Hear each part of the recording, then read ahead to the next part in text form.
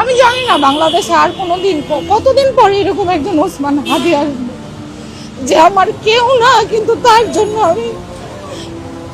আমার বুক ভেঙে যাইতেছে, আমার চোখ দিয়ে পানি পড়তেছে, আমার মোনাজাতে আমার চোখের পানিতে আমার জানামাজ ভেঙে যাচ্ছে। সে আমার কিছুই না, আমার আত্মীয় না, পরিজন না। আমি তার রাজনৈতিক আদর্শ, মানে তার আদর্শটা আমার আদর্শ না। আমি একজন ডাক্তার, আমি ঢাকা মেডিকেল কলেজে চাকরি করি। তার যে সততা, তার যে সিম্পলিসিটি, তার যে দেশপ্রেম,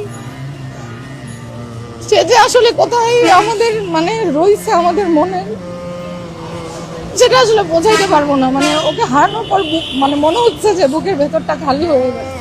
আমি জানি না বাংলাদেশে আর কোনোদিন কতদিন পরে এরকম একজন ওসমান হাদি আসবে যে আমার কেউ না, কিন্তু তার জন্য আমার বুক ভেঙে যাইতেছে, আমার চোখ দিয়ে পানি পড়তেছে, আমার মোনাজাতে আমার চোখের পানিতে আমার জানামাজ ভেঙে যাচ্ছে।